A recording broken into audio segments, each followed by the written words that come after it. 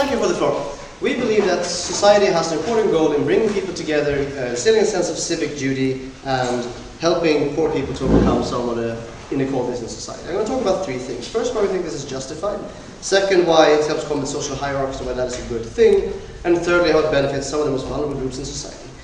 Mechanism. So we think that it's not super exactly what it is. This is going to be things that need to be done, typical sort of community service stuff, helping out in nursing homes, doing IT support in government agencies. It's going to be kind of similar, we think, similar to the type of things you typically do in kind of have conscription when you're not doing the military stuff, right? And we think you'll work in teams, you might be sent somewhere else, etc. And of course, typical conscription type things like there might be deferments, there might be exceptions for whatever special reasons some people may have. I think that's not super important. Okay, so moving to my first point here. Why do you think this is justified? So essentially, the state has a right to coerce citizens into things that they necessarily want to do, given that it's sufficiently beneficial to society. We do this all the time, right? We force kids to go to school for 9 years, no matter what, whether they want to or not. But I think it's a good thing for kids to have education. It's an important thing, so we force it, right? We force people in most Western countries to save up money for their retirement. They don't have a say in it. We just take some of their paycheck and give it back to them when they retire, right? These are things that we do because they're beneficial, they're good things, and we're perfectly fine with that. So we think that in general, forcing people to do something is something we're quite fine with, right? And one of the reasons for this is that you're part of a kind of social contract, right? So you're part of a society and you derive all the benefits from the society, public good provisions. Things that, if something bad happens, the fire brigade shows up on time, right? Those are things that you get, by living in the society. So in the because you derive these benefits, society has a right to, force you to contribute things back. And that's something that we think is justified and given that it's not very harmful to you, I think in this case it's not very harmful, it might actually be quite good for you, and given that it's good for society, we think that it's perfectly justified to force people to do it. Right?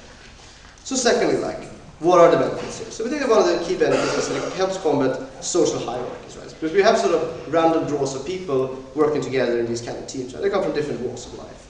And I think this helps foster a sense of solidarity and more sort of civic mindedness, because people are prejudiced largely towards people they don't really know. And I think that in society today, people tend to be quite secluded. Right? If I grew up in a sort of rich and nice suburb, thank you.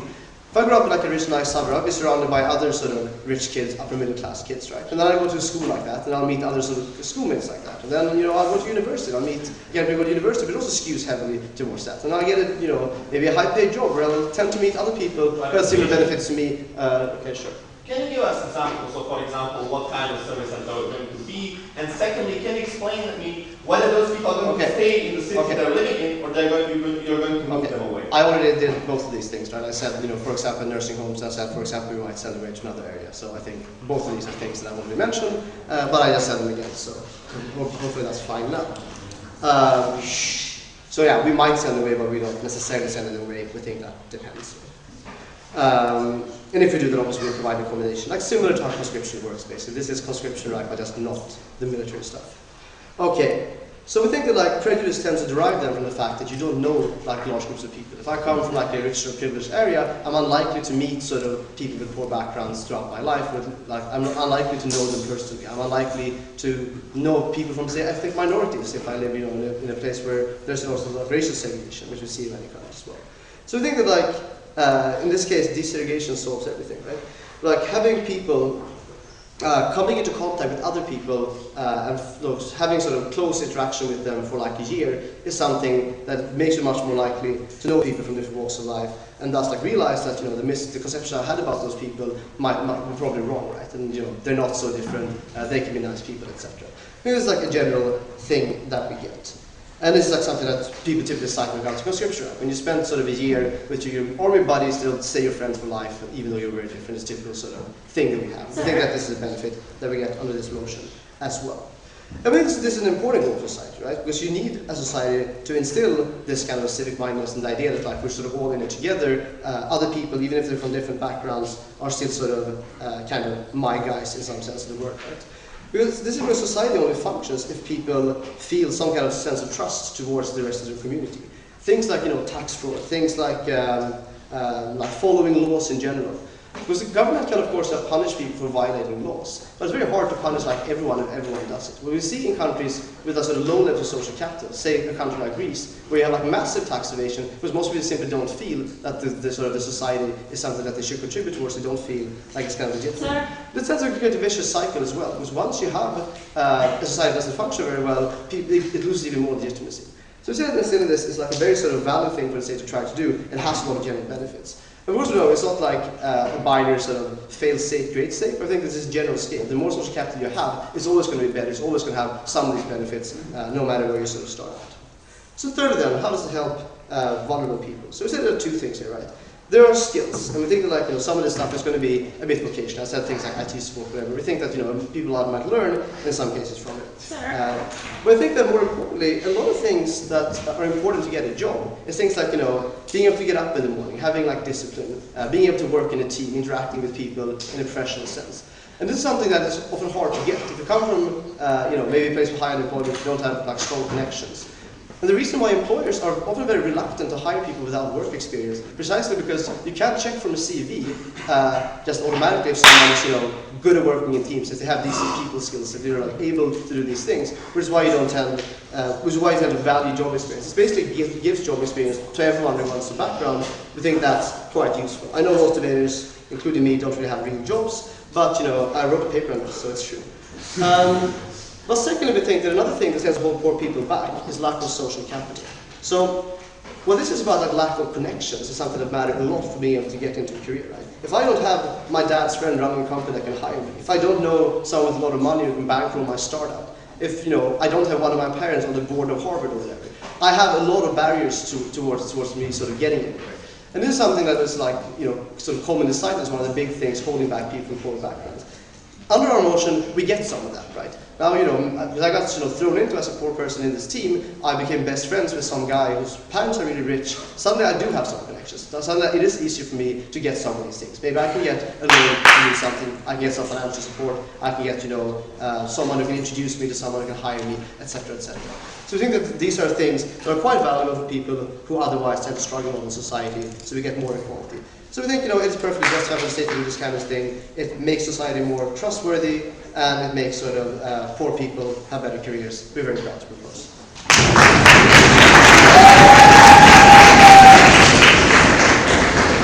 People who are coming in now, we're keeping this very free. There's lots of free chairs around the end of the room. If you can come in as quickly as possible, that would be amazing.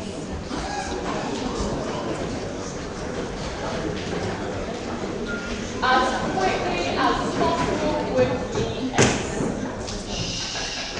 marvellous. Okay, I would like to thank the speaker very much for that excellent speech, and now call upon the leader of the opposition to open the case of the opposition.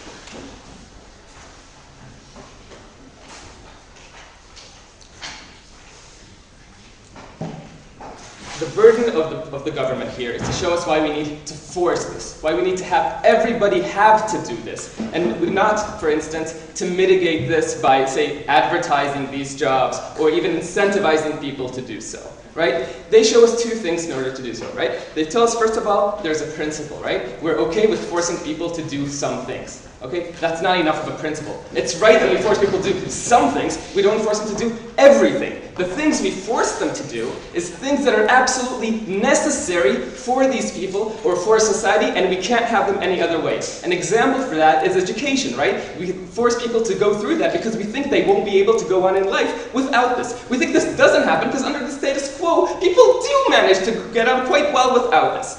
Second of all, he tells us about solidarity, okay? Like whole point about how we need like a better people. First of all, we don't understand why in general, why we think this motion is going to give it, and I think that in most cases we can have to do it, but we can have like other ways to do so and to gain more social mobility. The reasons we get for this social mobility is that they tell us that people like rich people and poor people are going to get the same jobs, and then they're going to become best friends, and then they're going to have connections. We think first of all this like explanation is a bit shallow and it's a bit unrealistic. Why? First of all, the rich people already have more connections. They're probably going to get better jobs, right? They already have more money. Even if they get the same jobs, they're going to be higher up within those organizations. We think this happens in every organization. It's probably going to happen here as well. Third of all, the rich people probably have more experience. These IT jobs you're talking about are probably going to go to computer science majors in high school and not to the people who didn't finish high school or lived in the slums, right? That's probably not what's going to happen. And then they won't see each other. But even if they do see each other, the thing that they're going to see is people that are very different from them, people who they feel they have nothing in common with, people that they see do a worse job in those IT jobs, for instance, and that cause them in many cases to feel, and that's because those people didn't get this opportunity as like these rich people think, not because they're less able than those people, but that's a conception that we're going to have, and they're going to see that the rich people get better jobs and feel even more entrenched in that, okay? So we think all of that, all the points that they gave us just don't stand. What am I going to show you today? First of all, I'm going to show you that these people, when they do this volunteer work, are going to do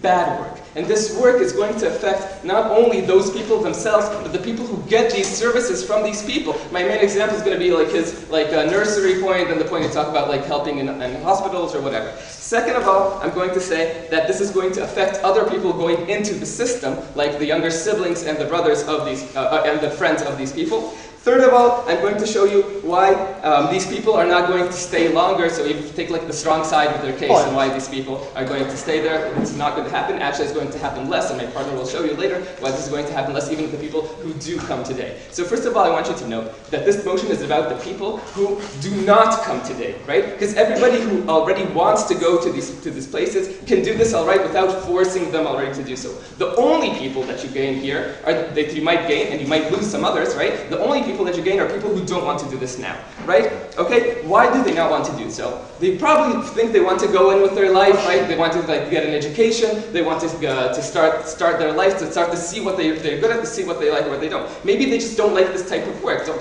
like to work like with people who they see as weak. Maybe they see they have like bad influence and think that they just don't want to do it in general, or they just don't want to wait to like spend a year on this and want to do this like later at a different time in their life when they feel like they're more ready for this. Okay? Now what's going to happen to these people, right? These people are going to feel that they're punished, that they have to do something not because they want to, and that it stops them from doing all the other things that they want to do so. It's probably things that won't help me in my future, because I probably don't want to work like in a hospital, right? If I feel like I don't want to do this right now, right? I could have gone and volunteered in this place in the first place, right? So these people don't want to work.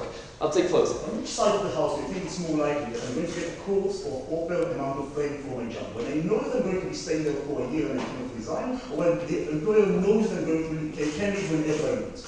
Okay, I think that what we're going to get here is we're going to get people exactly for 1 year, and I think that in that sense the training is going to be minimal, right? Because we know that almost everybody is going to leave right after this. Furthermore, we think this exactly explains which type of jobs we're talking about. The jobs which have the least amount of abilities needed because they needed to be for everyone, and they need the people to be effective within this 1 year. So we're not going to get any successful training on their side of the bench, and if we do, it's very little. Now, what we're going to say is why this won't work in general. Because the people don't have any motivation to be there. They didn't want to be there in the first place, right? These people don't have any experience, again, like I told in the answer to the POI, so it's probably going to be pretty bad jobs. And they're probably going to spread this, the feeling that of the bad feeling across the organization to other people within this organization, to the people who they're giving care to, and to younger siblings and friends. Now, what's going to happen in the macro, right, the global case? The market's going to be flooded with like these people, right? We're going to have like a lot of bureaucracy, because it always happens when you have like billions of people each year coming into the system. People are not going to get what they want. They're going to get things that they're needed, because again, that's what happens when you have so many people.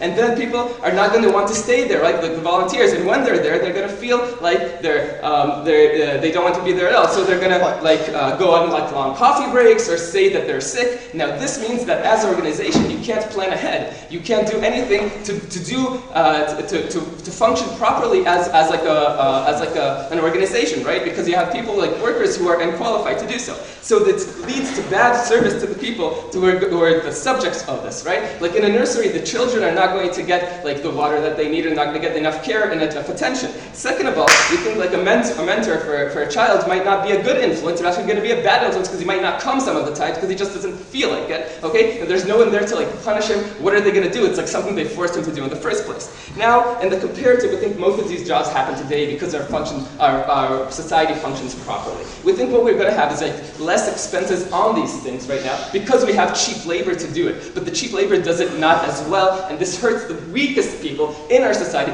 the people in the nurseries, the people in the hospital, and these are the people who don't want to hurt. But to the people themselves, I'm going to start this point, my partner will continue later, okay? These people, and another thing, we think it's better to give them even no help in some cases rather than like some, which is bad, like the mentor. We'd rather have like no mentor at all than somebody who cuts time. But the people themselves won't want us to stay there. They don't have enough time to stay there just 1 year, but they feel that they have done enough. They have done what they need to do to society. They probably won't want to help and donate in other ways that they've done. They see that they don't like doing this because they have done things that they're not good at, right? And therefore, it reduces the chance that they might do this, that they might help, even if this chance was existent in the first place. I showed you why this is like bad in principle. I showed you many harms to the people who get the service. I showed them harms to the volunteers themselves. All sufficient reasons not to accept this motion. Thank you very much.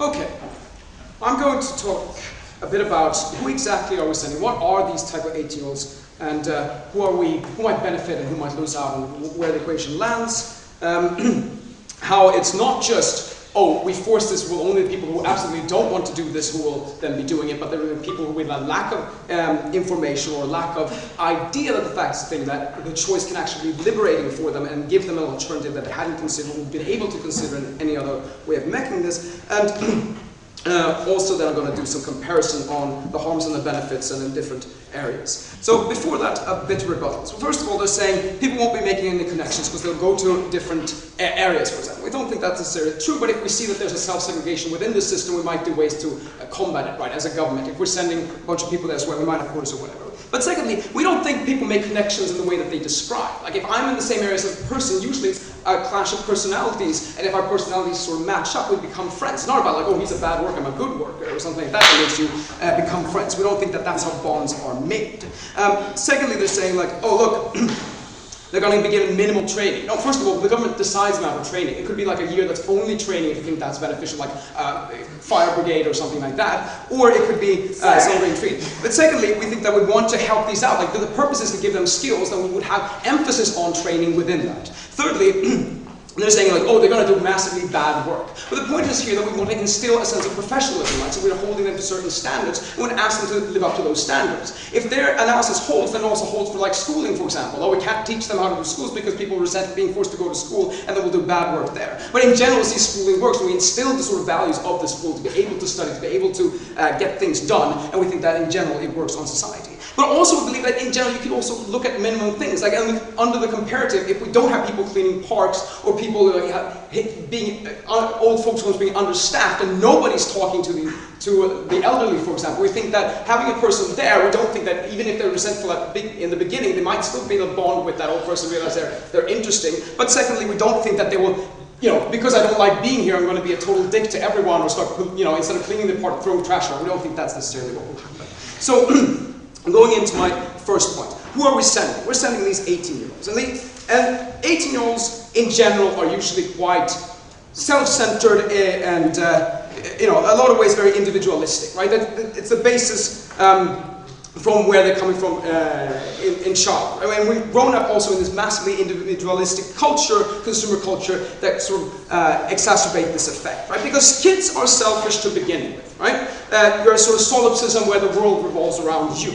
And it's worse today because for lower birth rates, a lot of kids are single in single kid families. So they don't even have their siblings to contend for attention of their parents. Beyond that, you have the self-aggrandization of social media, right? And sort of to put on the best image, oh, I'm the center of the world that goes on there. And the consumerism, with the gadgets and the fashion and whatnot, that sort of teaches that you as an individual are of value in regards to your service only as things can be useful to you.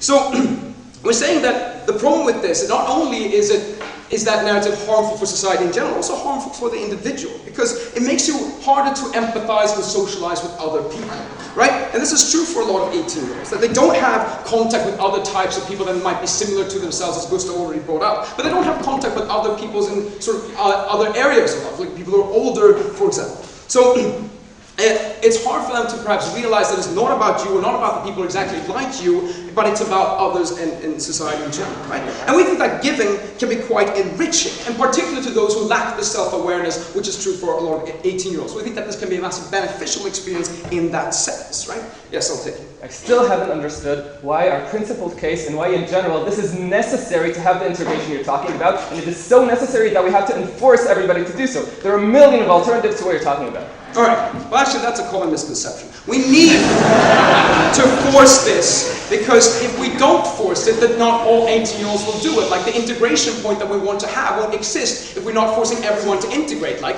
if these groups are good and pushy, then the privileged will get them and they won't go to the underprivileged. If they're sort of bad jobs and nobody wants to, then it's more likely that the underprivileged go, then the privileged will try to keep out of it. We want to put these groups together, and thus we have to force them together. So we want to integrate everyone, and that there's a lack of that on your side. But the point is also that as an 18-year-old, even if you're massively privileged, even if you're under, you still might be lost, right? You might not know where you are in life. Now you might know exactly what you want to do in life, sure, and then we restrict you for a year, we take away your time for a year, and then we let you go and you can do that thing you want to, be a doctor or whatever. But for a lot of people, you don't know what you want in life, and it's hard to make a choice because there's a billion choices out there, right? So by actually taking you and saying, we'll try this out for a year, and push you in there, it might actually help you, right? Realize this is what I want, or alternatively realize this is not what I want, and that can also be beneficial. And this can be specifically true for like places where you're pushed into something in that sense, but also for areas where you don't know what you want, or areas where you don't have a choice. Like if you feel like you have no choice, for example, you are in a social setting that you're sort of stuck in, bad friendships or bad social circles that are leading you in a path that's bad for you. Then taking them out of this and showing like, no, this is an alternative, putting them in a different social circle massively helps these people. We're not saying it's beneficial for everyone to be put in a different social circle, but be put in a generally good context massively helps out those who are in a bad context, and at the harm of those who are already in a good circle who can then go back to that after a year. And this is also true for the privileged, right? If I'm brought up in a mentality that I have to go to this privileged school and that one and that university and become that sort of banker, it might not be that I've actually thought about these things, but taking me out of that context, putting me in another one, meeting people from different parts of society might actually empower me to make a better choice of what I want to do in my life. And not when I'm 40 having a midlife crisis, realize I didn't want to become a banker, have a trophy wife, and that sort of lifestyle, just because my father was a debater and thought it was good. So, and putting me in McKinsey and whatnot. So look at the harms and benefits. So the harms under this model is that we restrict people for a year, but we already restrict people under the status quo for like 9 to 12 years in schooling, right? So it's not a big harm we're talking about. These are 18-year-olds. And the economic benefits, 18-year-olds don't do much for the economy, right? It's not like it's bad to take them out of it. But the benefits we're having there by increasing integration, disrupting of segregation, fostering social bonds, teaching skills, teaching routines, giving more work experience, giving more contacts for those who have no contacts, and allowing and instilling us as national duty, that's massive, right? Look at restriction. They're already restricted in regards to social segregation. We removed that. That weighs over the restriction to their time for the privilege, right? Look at economic activity. The benefit of an 18-year-old working is not as big as the benefits of those more animal skills and stuff we talked about.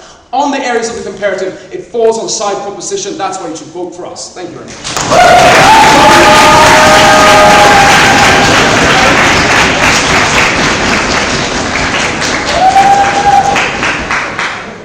I'd like to thank the speaker very much for that speech. I'd like to call upon the member of opposition.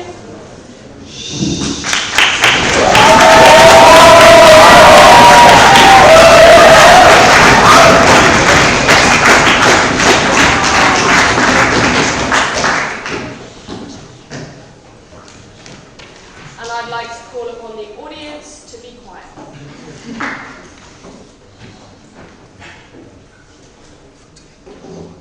Ready? The previous speaker says on the comparative, but he doesn't really engage with the true comparative in this debate, and that's why we think that opening proposition have a really big problem in this debate. Why is that? Let's address several issues. First of all, when you take a look at the justifications in this case, we see that they tell us you force people to do a lot of things all the time, right? My partner already tells you not everything, and there are certain limitations. They build their case, the justification on the fact that you force people to go through an educational system. We already told you that this is different. Why is that? Because education is considered something necessary for the specific individual, and if you don't go through, you will not be able to actually live a proper life in the future. So for your benefit, we force you to do so. Exactly the case with pensions, for example.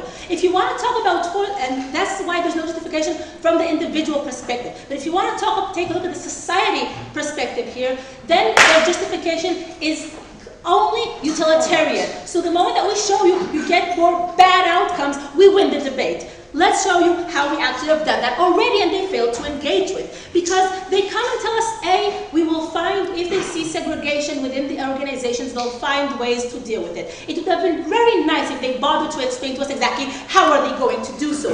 But then they tell us, well, people bond according to their, a clique of personality. The question that my partner raises and doesn't get a response to is, will I even talk to the person in the first place to actually know his or her personality? Because we explained to you very clearly why most chances are that the more privileged in our society will have specific works, and the less privileged other works. We're saying that if I see someone who is now a clerk working on a computer versus someone who's only helping in cleaning, for example, in cleaning the building, I have no incentive to actually talk with this individual, because it just feeds into the perceptions we have in society already today, that the person cleaning the toilet is less worthy and not at the same level, the same intelligent level, and with the same background that I am. So we don't think we actually get more bonding. But if you do want integration, we never heard why you need this specific mechanism. You want to integrate kids in school, you want to have special programs for that. That might be a good idea, because you know why? To these specific programs, people don't come in with the perception that I am being forced to do something that I don't want for an entire year, that's preventing my opportunity to advance myself. No. Because last thing, he tells us, well, you know what? Even if I don't want to be here, maybe I will bond with this old guy. That doesn't mean I have to be a dick. The thing is that we tell you, not maybe I will bond, maybe I won't. We give you extensive analysis why more likely I won't want to bond. What I will want to do, I will want to do the minimum necessary just to go through this year and make sure I don't have to spend my time. You know what? School is actually the perfect example for this, because you see that although most children do understand that school is important for them to some extent, right? Kids cut school all the time. They don't want to be there. The same thing happens here, but now you have a system flooded with these people, and you're not engaging with how this harms the system itself, when now it has to, when now it has to deal with these people instead of actually caring for the people you want to care for, when now you have to run after, when now you can no longer plan ahead properly because you don't have the proper working force within this organization. What else did I want to say here? Okay. Last thing I want to talk about, even if you want to talk about the economical level, please note that this 1 year at the beginning of your life, when do you actually pay for it? At the end of life, because the year that you're giving up now is the year at the end, before they retire. Now you have less year of them working in the elderly age, when you actually have more income and you pay more taxes, meaning you offer more social services by the money that you put in the taxes they pay. We need to lose that also on the economy level. Let's move on to my more constructive case, because at the bottom line, we tell you, we agree with the proposition that the people who are going to receive these services are probably the weakest of the weak, right? The elderly, children, for example, that's what they say. We tell you that these are exactly the populations that don't have the political power to fight for their rights and for their needs today. They don't have the time, they don't have the resources. They're all the time just managing to say that they can't go and protest, they can't have lobbying, etc., etc. Now, please note that every country, the budget is always limited. We're always looking to places to cut down. We're saying now you give the government a huge incentive to cut down exactly in these specific areas. Why is that? Because now you have so many people, an entire generation of 18-year-olds, right, that can come and work. Well, we didn't hear in a mechanism if they're actually going to be paid, but let's take the hard case that they are paid, like probably a minimum wage, not more, and this is really the best case scenario for them. We're saying now you have very cheap labor force in these specific areas. We explain to you why they will probably not do a good job, because their training will be minimal, because the training, they don't have organizational memory of things, because they only stay for 1 year. They have all the incentives to leave after a year because they don't really want to be there. They're and probably just suffering there. So we're saying that now not only do the weakest people get worse service, they also get only the bad service, because now the government is depending on them to provide these services, unlike the people that we have today. We also say that this motion disincentivizes the people who want to volunteer today. But before I extend on that, I'll let Coach opening engage. You're still more likely to talk to and interact with the person you meet with every day than if you never meet that person because of segregation. Okay, yes, exactly, and we think that influence you might have is horrible. This is the equation we set you on side opposition. I rather, okay, the child or the elderly have no one from these volunteers if this volunteer that is coming is doing a bad job. If this volunteer is actually creating damage because he doesn't get me my food or my pills or my water on time. If this volunteer is teaching a child to beat up other kids or to curse, for example, we don't want him influencing the child. We think you've got a better chance to having proper role models and helpers when they have an incentive to do so from goodwill. That's why we said we're okay with you advertising. We're okay with you giving like maybe economical incentives, but don't force them. The forcing here is what creates the difference. Now we tell you that while today you have people volunteering and doing this because of the sense of good feeling, because of the sense of value they get from this, because they're doing something altruistic and feeling and then feeling good, you now lose also these people as well, because what they're doing is no longer considered altruistic. They're just doing it for the regular, like because they have to, meaning they become demotivated as well. So at the bottom line, what we present to inside opposition, then sometimes the so-called help that proposition wants to supply is actually more harmful for the people that you want to harm. That's why we don't want them in this system. We show you where you don't get the benefits, not the integration, not the social solidarity that they're talking about, and we show that they never really justified the mechanism they're proposing today. We beg you to oppose.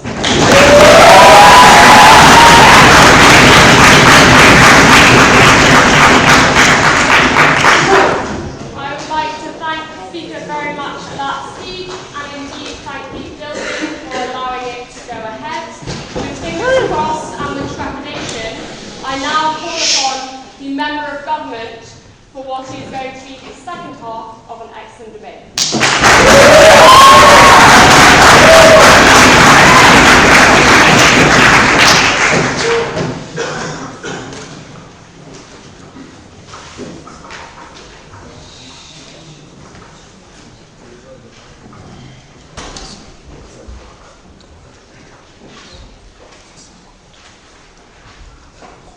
Well, I've been waiting to speak for quite a while. Let's do this.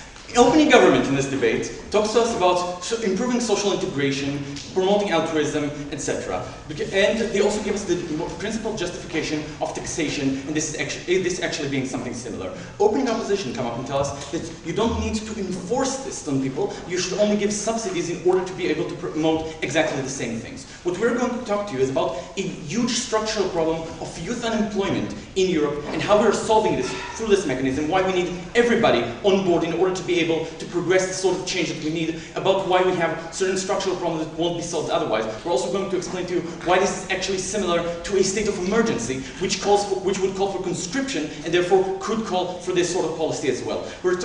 So three main points. First of all, why this is similar to a national emergency. Second of all, why we're allowing people more access to skills and references that will help them in future jobs. Third of all, why we're in the long term creating more jobs in the market in general. Before that, a few points of rebuttal to what we heard from opening opposition. First of all, their main analysis really is that people will not want to work and will be bad workers. Now, we say some of them obviously are going to find some purpose in what they do. We say it's a natural human thing. If you're doing something for a long time, you're going to justify to yourself that there is something good in it. Second of all, a lot of them are going to have friends who are working with them in these fields and are also likely to come simply because they like the place, they like the job, they like the people. Moreover, we can penalize them because this is a mandatory service. We actually have more sanctions against them than we have against the regular employee taking breaks and so on. But moreover, we say, we give you a quite intuitive notion that even if some of them work less well, even a child that skips school sometimes is going to learn more than a child that doesn't go to school at all. Obviously, we are going to have millions of people working in these jobs. Obviously, you're going to have more of them actually contributing, actually working well. Maybe, yes, there will be some cases when a mentor teaches a child to curse. We don't think that's a likely scenario. We don't see why that's such a major harm. We don't see why we can supervise them in order not to do these sort of things. Then they tell us, but people won't want to contribute otherwise. First of all, we say they have more exposure now to societal problems, therefore, and more of a personal connection with societal problems, therefore more of a chance that they are going to contribute. But moreover, we honestly don't know why these contributions are so meaningful, given that the amount of people actually doing volunteer work compared to millions of people today being able to work in all these fields is minimal. We don't see that many people taking time from their lives, especially in young ages when they're pursuing a career and doing actual significantly contributing work. Then they tell us, but people aren't actually going to integrate. Excellent, let's force them to do it. Let's put them into different groups in order for them to achieve exactly that. Then they tell us, but there is a government incentive now to cut budgets for these places. First of all, we are the government in this debate and we will not cut budgets for these things. Second of all, we say that if we actually solve problems, then it's excellent, then we don't need more budgets there and we can appropriate them to other very, very important things. We say that's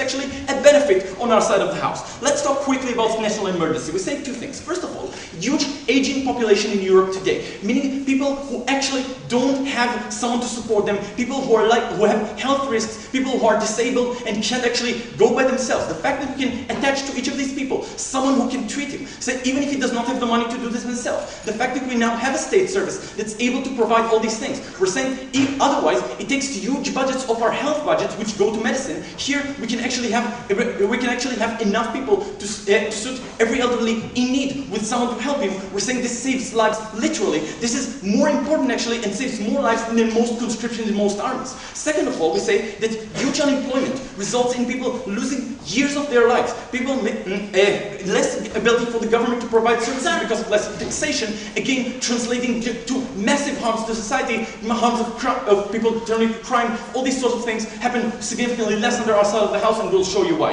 Let's go to solving youth unemployment. First of all, by access to skills. We say that firstly, there is a problem of people who come out of high school without the necessary qualifications. They don't, sometimes without even the qualifications in order to go to university, but definitely without the proper skills in order to work. Now, most jobs will So not take up a person who doesn't have any sort of work record. Why is that the case? Because first of all, they don't know how good of a worker he's going to be. They don't know if he can actually provide them with any value. And second of all, they don't know if he's going to quit in a month. Because we say that's one of the things that concerns jobs most about taking young people is the notion that they don't have a family yet, they're not obligated to anything, therefore they don't actually think that they're likely to hire them. Here, first of all, you are able to pay them significantly less. We're saying this is similar to unpaid internships or small paid internships, but in a very large scale. I mean, you have a huge economic incentive for companies to take on these people.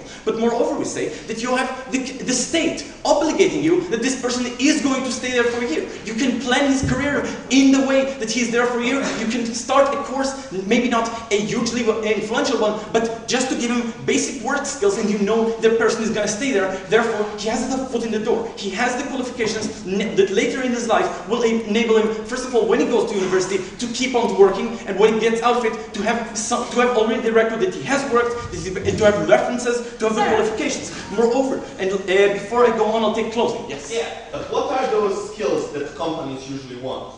Okay, first of all, we say reliability, first of all. Second of all, the notion that you have worked in something that you have proven yourself. Third of all, if you're working in education, you get certain skills of interacting with people and of teaching complex material, we say that's good enough. Let's talk about the second thing we're getting here is massive improvement to education. Because we get significant, massive amount of workforce in schools. Usually we say that the reason people drop out, the reason people don't finish school well enough to get to university is because they get a gap. Because they miss something in class and then they miss something else because they can't understand that thing, and so on and so forth. Here we're able to have 5 mentors in every class to help people to help children when they're stuck. We're able in every class to have significantly more manpower. We say that's hugely beneficial because this allows more people to access this sort of education. But moreover, more generally in producing new sorts of work, we say that we are able, first of all, to invest much more in infrastructure. Things that only the government can do, like building new roads to connect new places in order to increase buying power and increase people's ability to travel to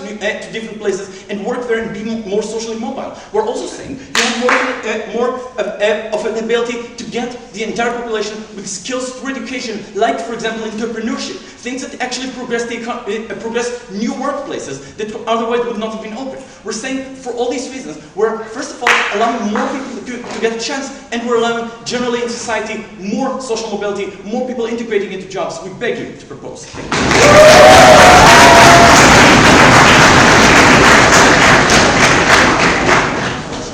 I would like to thank the speaker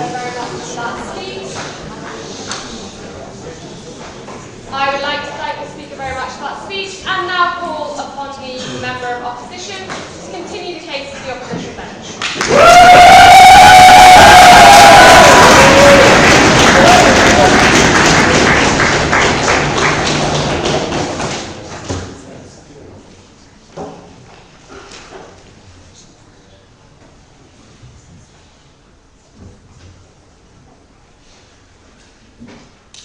Honorable panel, this debate requires a paradigm shift. Because everyone so far assumes and asserts that there is some moral responsibility that we care to the state.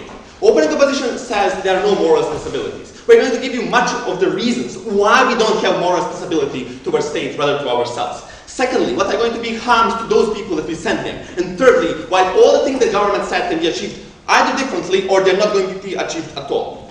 First point of rebuttal. They say this emergency because we have aging population. Couple of responses. You can make, firstly, working age longer. It's already doing in some of the European countries. Secondly, you can import more immigrants. We have lots of people living in the world. We believe that you have working people who can give us money for the pensions. Thirdly, you can incentivize people to have more kids. We believe there are many alternatives. And the emergency can be only legitimate if it is the only way. They need to prove that. Second point, they say that people gain some qualifications. We disagree. Firstly, the qualifications that company needs are usually not helping the elderly or a social cohesion or something like that. Usually, those things are like IT qualifications or something like that.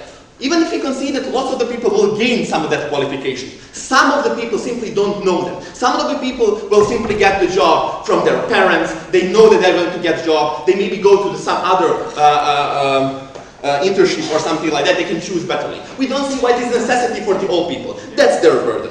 Thirdly, something from on the opening government. They said that with the contact with the people, you gain more social cohesion. Couple of responses. Firstly, they already explained to you excellently how 80 years old is selfish. If you're a selfish person and you see that yourself are harmed helping others, we believe that you're more likely to think about that you are the one who is harmed rather than being empathetic toward that person. Secondly, we believe that we have depersonalization usually to those certain groups. You have lots of racist people telling, I'm not racist, I have black friends. Because usually see that their black friends are somehow different. We believe the same thing happened with these people. Yes, maybe I'll say, yes, I have some friends from certain socio-economical backgrounds, but they won't necessarily link it to those socio-economical backgrounds. Because usually people otherwise, the groups that are really easy to make rationalizations.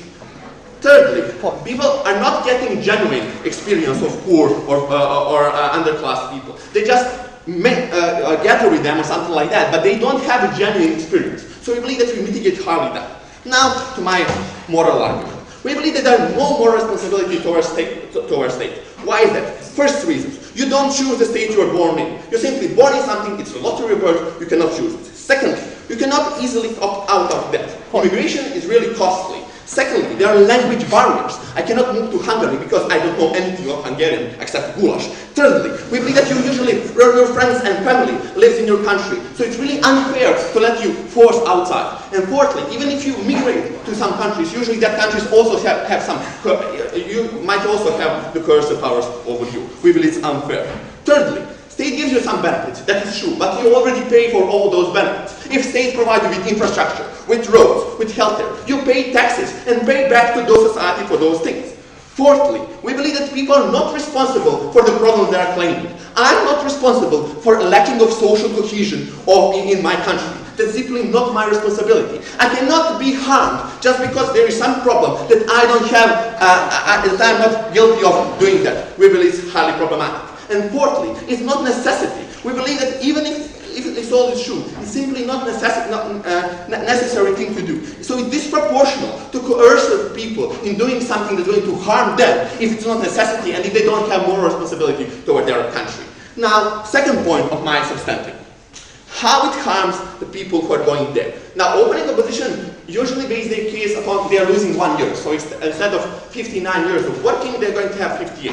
We're going to explain to you that you use continuity of your life, and that 1 year of continuity is much more harmful for you. How is that? Usually, firstly for education. Time is zero-sum game, honorable panel. If I have to spend some time doing the things that I don't want, and if I'm sometimes even sent from my home as opening government, basic case also on that. That means that I have much less time for doing things like focusing on my education, learning a new language, or something like that. Why is it beneficial? Because usually you need to have continuity in order that education be as successful as you want. So for example, you don't speak one language for a year, or you speak it much less than you would, that means that you're probably going to forget a lot of things. That means that you're going to need much more time after that to know that language. The same the things like math skills. IT skills. Usually those skills are recognized, the most needed in the market. We believe it's highly problematic. Secondly, we believe that, we believe that you have a delay in the job market. Since 1 year you don't work, something that market wants you to work, you have a delay, you need much more time in order to be specialized for that job market. Thirdly, emotional relations. We believe that usually if someone coerces you to do something, to go somewhere outside of your city, that means your emotional relationships are usually going to be harmed. So just because those are people of 18 years old, doesn't mean that they don't have some strong emotional relationship, either with their parents, either with their family, or something like that. They are the only ones who are to decide with that. Yes, maybe they're not going to be completely destroyed, but they're definitely going to be harmed because you don't see that person as much as you want, you don't even have time as much as you want to communicate with them, etc. We believe it's highly problematic. Finally, no thank you. We believe that societal structures that happen when you mix other people are usually oppressive to a certain people. Let's think, for example, about gays in military. We believe that when you mix people from around the country, that usually the dominant narrative of that country is presented in that societal group. So what is happening? For example, you can see it when you have conscription in the military. Most of the people, since they're mixed, you have the average opinion in that country. That usually you have you're out of order, you have some problems, like homophobia. We believe it's really harmful for people who are, for example, gays, transsexual, and from disadvantaged groups. Because they're really harming those ideas. Because narratives that are presented in those in those groups are directly harming them and feeling them insecure, feeling them anxious, etc. We believe it harms the people emotionally. We believe that harms them psychologically. We believe it can even have harder psychological treatments. We saw that in the Yugoslavia when you had conscription, the loss of the gays suffered much more from the mental diseases than they are suffering right now when you don't have conscription. So we believe that's because the comparative here is when you're not coerced to go someone else. You can choose a societal group you're going to belong to. So you can go to the progressive groups, like to the NGOs, to the groups in the university, when more people think like you. We believe it's highly beneficial for your mental health. Honorable panel, we explained that there is no any moral responsibility, no necessity, and there are direct harms for those people. We are more than proud to oppose.